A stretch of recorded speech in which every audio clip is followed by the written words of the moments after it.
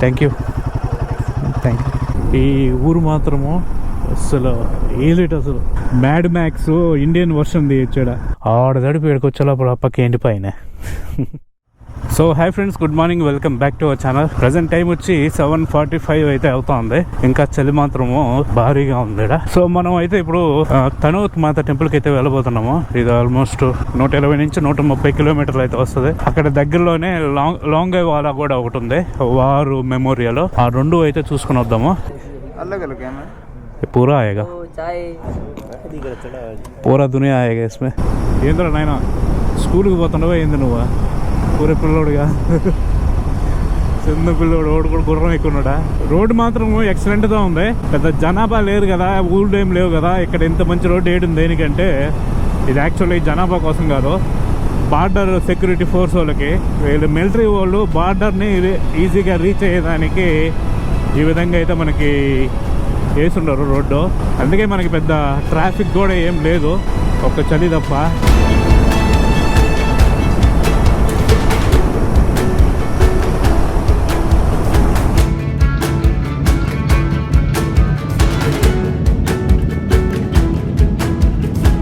So ఇదనమాట Galaxy. Jaisalmer నుంచి ఒక 60 కిలోమీటర్ల దూరంలో వచ్చినాం. రామ్గర్ అని, దీనికి రామ్గర్కి దగ్గరలో. ఇక్కడ టిఫిన్ చేసి అమ్మనైతే ఇక్కడి నుంచి అయితే బయలుదేరుతాము.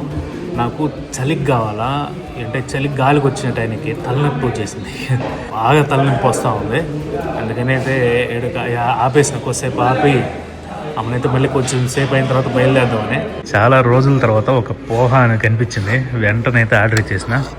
వీళ్ళు పోహా అంటే పోహాలో మళ్ళీ సపరేట్గా పన్నీర్ అంట ఏందేందో ఉండయి. ఏమంటే పోహా అంటే పోహా, ఏందో బతాతా పోహా, ఇవన్నీ ఏందో ఇంకోటి ఏదో చెప్పినాడు, మొత్తం పన్నీర్ పోహా అంట. నాకు అవన్నీ వద్దురా నాయనా, నాకు నార్మల్ పోహా తీసుకురారా అని చెప్పిన.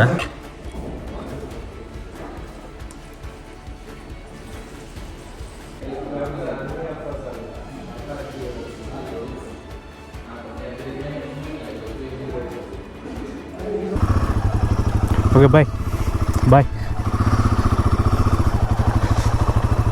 కెమెరా పట్టుకొని కనిపించినామంటే, లాగర్స్ కనిపించినారంటే లోపలంతా తిరిగి ఒకసారి వీడియో తీయండి.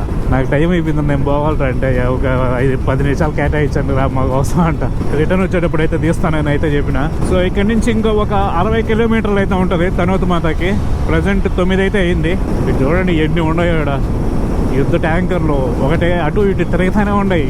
అటు రైట్ సైడ్ లో రైల్వే ట్రాక్ అయితే వస్తూ ఉంది తనోత్ మాత టెంపుల్గా, లేకపోతే బార్డర్ దగ్గరకు. మొత్తానికి అయితే ఆడ ఉంది ట్రాక్, సరిగ్గా కనిపించట్లే కానీ మళ్ళీ కనిపిస్తుంది.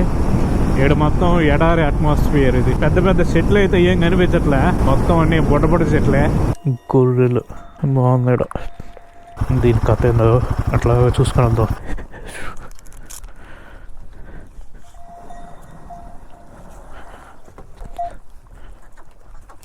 नमस्ते। कहाँ से आए? मैं आंध्र प्रदेश साउथ। ये पानी किधर से लेके आता आप?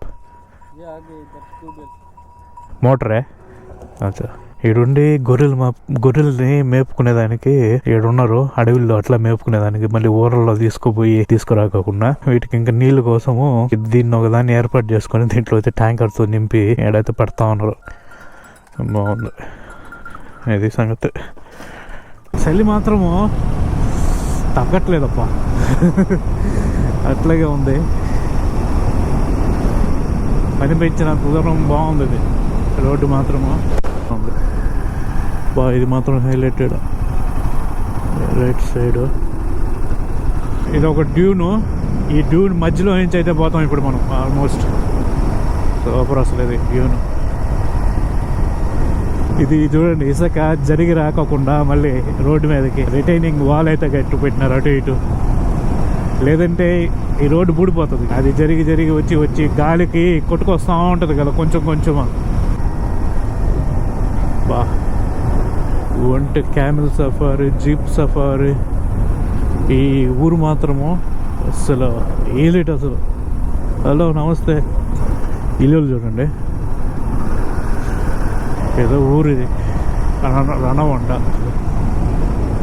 చూడండి ఏముందో అసలు ఇటు సైడ్.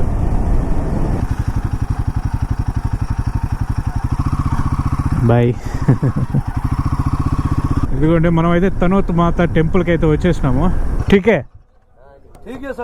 ఓకే.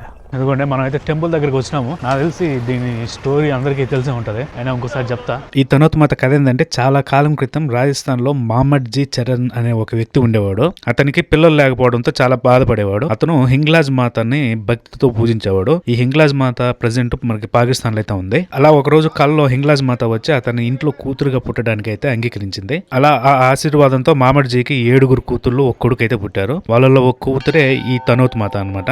దాని తర్వాత ఆమె ఒక దైవ శక్తి కలిగిన దేవతగా మారింది. దాని తర్వాత బాటి రాజపుత్ర రాజు దాదాపు 9వ శతాబ్దంలో తనోట్ లో ఆమెకు గుడి కట్టించి విగ్రహం అయితే ప్రతిష్ఠించాడు. ఇది మొత్తం జరిగింది మనకి ఇండియా పాకిస్తాన్ విడిపోక ముందు. ఈ టెంపుల్ అనేది మనకైతే ఇండియాలో వచ్చేసింది. అలా ఇది పాకిస్తాన్ కి ఇండియా బార్డర్ కి దగ్గరలో అయితే ఉంటది. అదే అలా ఉన్నప్పుడు 1965 మరియు 1971లో పాకిస్తాన్ తో జరిగిన యుద్ధంలో పాకిస్తాన్ సైన్యం అయితే ఈ గుడి ప్రాంతంలో వేలాది బాంబులు అయితే వేసింది. కానీ ఈ గుడి దగ్గర పడిన బాంబులు ఏవి అయితే పేలలేదు. దాంతో ఈ తనోత్ మాత తన దైవ శక్తితో అయితే గుడిని, సైనికుల్ని కాపాడిందని అయితే ఈ ప్రాంతం వాళ్ళు అయితే నమ్ముతారు. ఆ పేలని బాంబులు ఇప్పుడు కూడా అయితే మనకి గుడిలో మ్యూజియంలు అయితే ఉన్నాయి. అలా ఈ తనోత్ మాతని ఇప్పటికీ సైనికులు చాలా భక్తితో అయితే పూజిస్తూ ఉంటారు. ఆమె రక్షణ దేవతగా అయితే ఇక్కడ ప్రసిద్ధి అనమాట.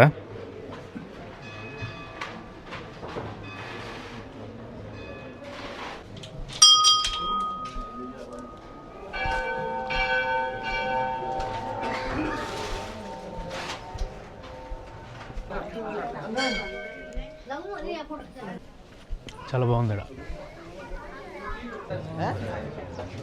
బార్డర్ దగ్గరికి పోయేదానికి ఉందంట, పర్సనల్ వెహికల్స్ కూడా పోవచ్చంట, కానీ బైకులు పోయేదానికి లేదంట. కార్లు ఉండేవాళ్ళు పాస్ తీసుకునే పోవచ్చు. పాస్ ఫ్రీ అనంట. అచ్చా చాయ్ బనాలు. యా ये लो सर चाय ले जाओगे तेरा 1400 रुपये लगेंगे. अकेला आदमी बाइक पे जाना ले जाएंगे. ये बात है. ఈ తనోత్ మాత నుంచి ఇప్పుడు లోంగేవాలకైతే పోతున్నాం. లోంగేవాల ఇట్లా రైట్ అంట.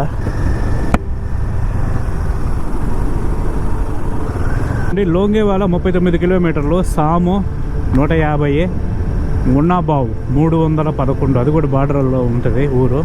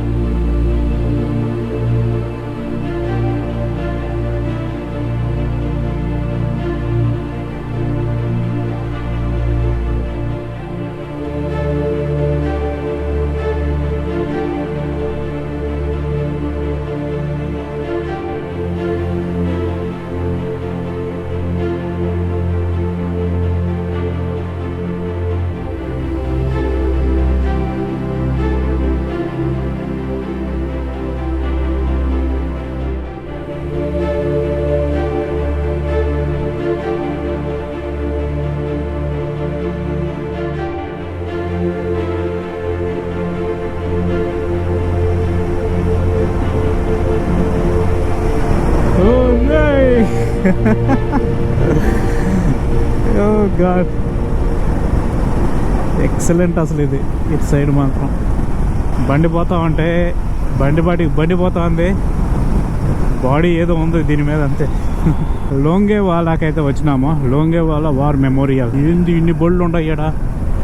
యాడ్ నుంచి వచ్చినారా మీరందరా? ఇక్కడ హెలిప్యాడ్ ఒకటి ఉంది. లోంగేవాలా యుద్ధ Sthal BP 638 India. Yeah. Hi, this one.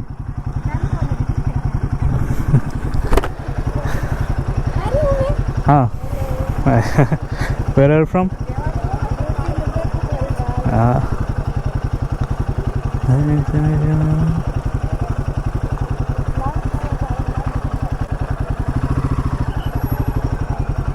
Thank you.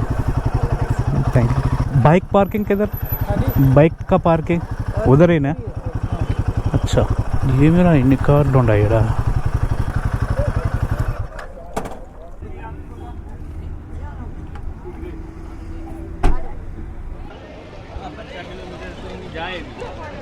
ఇటు సైడ్ ఒకటి ఉంది. ఈ లోంగేవాలా అనేది పాకిస్తాన్కి ఇండియాకి మధ్య జరిగిన యుద్ధ ప్రాంతము. 1971 ఇండో పాక్ యుద్ధంలో రాజస్థాన్ తార్ ఎడారిలోని లోంగేవాలా అనే చిన్న పోస్ట్ దగ్గర జరిగింది యుద్ధము. డిసెంబర్ 4వ తేదీ రాత్రి అయితే పాకిస్తాన్ నుంచి 4,000 మంది సైనికులు 45 నుంచి 60 యుద్ధ ట్యాంకులతో అయితే దాడి చేసింది. మన భారత్ వైపు మాత్రం కేవలం 120 మంది సైనికులు మాత్రమే ఉన్నారు. అది కూడా మేజర్ కుల్దీప్ సింగ్ చంద్పూరి నాయకత్వంలో పంజాబ్ రెజిమెంట్ కంపెనీ అయితే ఉంది అప్పుడు పోస్టింగ్ లో. ఈ పాకిస్తాన్ నుంచి ఇంతమంది సైన్యము ఒక్కసారిగా అకస్మాత్తుగా దాడి చేసేసరికి మన సైన్యం ఒక్కసారిగా అలర్ట్ అయిపోయి ఇన్ఫర్మేషన్ ని మనకి హంటర్ ఫైటర్ జెట్లకి అయితే అందించింది. కానీ ఇక్కడ పాయింట్ ఏంటంటే మనకి ఇప్పుడున్న టెక్నాలజీ అప్పుడు లేకపోవడం వల్ల అప్పటికప్పుడు తక్షణంగా యుద్ధ విమానాలు వచ్చే ఛాన్స్ లేదు. ఎందుకంటే మనకి ఇక్కడ నుంచి ఇన్ఫర్మేషన్ వాళ్ళకి వెళ్ళి ఆ యుద్ధ విమానాలు మళ్ళీ ఇక్కడికి రావాలంటే తెల్లవారుజామున అయిపోతుంది అనమాట. ఈ లోపల వీళ్ళైతే ఈ సైన్యం అయితే ఈ ప్రాంతాన్ని ఆక్రమించేదానికి వాళ్ళకి సరిపడిన సైన్యం అయితే ఉంది. కానీ మన సైనికులు 120 మంది ఉన్నా సరే చాలా ధైర్యంగా అయితే పోరాడి ఆ రోజు రాత్రి అంతా ఈ పాకిస్తాన్ సైన్యాన్ని అయితే అడ్డుకోగలిగినారు. దాని తర్వాత మళ్ళీ తెల్లవారుజామున భారత వైమానిక దళానికి చెందిన హంటర్ ఫైటర్ జెట్లు వచ్చి పాక్ ట్యాంకులను వాహనాలను బాంబులతో అయితే ధ్వంసం చేసినారు. ఇలా పాకిస్తాన్ కి 40 పైగా ట్యాంకులు 100 మంది సైనికులు అయితే కోల్పోయి వాళ్ళైతే వెనక్కి పారిపోవడం జరిగింది. ఈ యుద్ధంలో పాకిస్తాన్ ఎక్కువ అయితే నష్టపోయింది, కానీ భారత్ చాలా తక్కువ నష్టం అయితే గెలిచింది. అలా ఈ యుద్ధంలో మనోళ్ళు గెలిచి ఈ ప్రాంతాన్ని అయితే రక్షించుకోగలిగినారు. అప్పట్లో ఈ వార్ గురించి మనకి 1997లో అయితే హిందీలో బార్డర్ అనే ఒక మూవీ అయితే తీసినారు. అది బాగా అప్పట్లో బాగా హిట్ అయింది కూడా.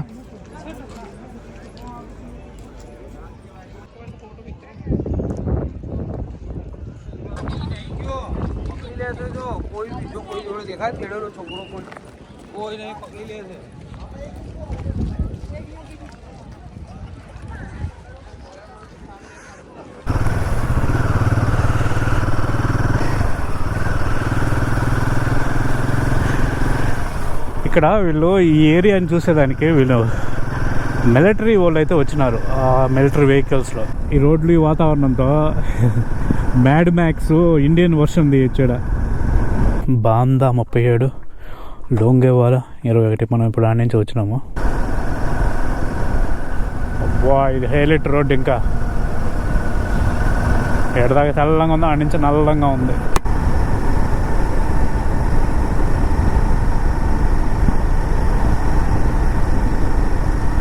ఇక్కడ నీళ్ళు ఎక్కడి నుంచి వచ్చినాయి ఇదిగోండి. ఈ కాలువలో నీళ్ళు పోతున్నాయి. ఇంతలో అడవిలో నీళ్ళు ఆడవి వీళ్ళకి. ఇంతలో ఎడారిలో వీళ్ళు నీళ్ళు కాలువలుతాయి. ఆడేదో ఒక పెద్దది స్టోరేజ్ ట్యాంకర్ టైప్ ఉంది, దాంట్లో వదులుతూ ఉంటారు వీళ్ళు. ఇంతలో ఎడారిని వీళ్ళు ఏంది పంట సాగు చేస్తుంటారు వీళ్ళు. ఆయన దండాల్సిన మీకు వీళ్ళు ఏం చేసినారంటే, ఇందాక మనం వాటి కాలువ చూసినాం కదా, తాగేదానికి అగ్రికల్చర్కి అంటే తాగేదానికి అన్నాడు ఆయన. ఆ వాటర్ అనేది నాకు తెలిసి అది అగ్రికల్చర్కి ఇవి ఆ వాటర్ అనేటివి. వాళ్ళు ఏం చేస్తున్నారంటే ఆ కాలువ మనకి అక్కడక్కడ కూడా ఏదో కనిపిస్తున్నాయి చూడండి, చిన్న ట్యాంక్ లాగా ఏర్పాటు చేసుకున్నారు వాళ్ళు. కింద పట్టలు పరిచి దాంట్లో వాటర్ అనేది స్టోర్ చేసుకుంటున్నారు. స్టోర్ చేసుకొని ఆ వాటర్ అనేది పైపుల ద్వారా ఇట్లా స్ప్రింక్లర్లు యూస్ చేసి మొత్తానికి అయితే ఈ విధంగా తడుపుతా ఉన్నారు. ఎన్ని వాటర్ తడిపితే ఎంత పంట పండుతుంది. ఆడ తడిపి ఏడుకొచ్చేలోపల పక్క ఎండిపోయినా ఎట చేస్తారు వీళ్ళు నాకు అర్థం కావట్లే. ఏడబడింది ఎండిపోతా ఉండేది వాటర్. చూడండి ఆడ నుంచి ఈడ దాకా జరుపుకుంటూ వచ్చినారా, ఆడ ఎండిపోయింది. ఈడ తడి ఉంది. ఏడు నుంచి ఆడ వేలప్పుడు ఇది ఎండిపోతుంది. ఇంకో ఉపయోగం ఏముంది? ఏందో మొత్తానికి ఏదో చేయాలని వీళ్ళు ఇక్కడ ల్యాండ్ అయితే ఉంది, కానీ వాటర్ అయితే లేదు. అది పరిస్థితి. ఏం పని చేస్తారో ఏమో.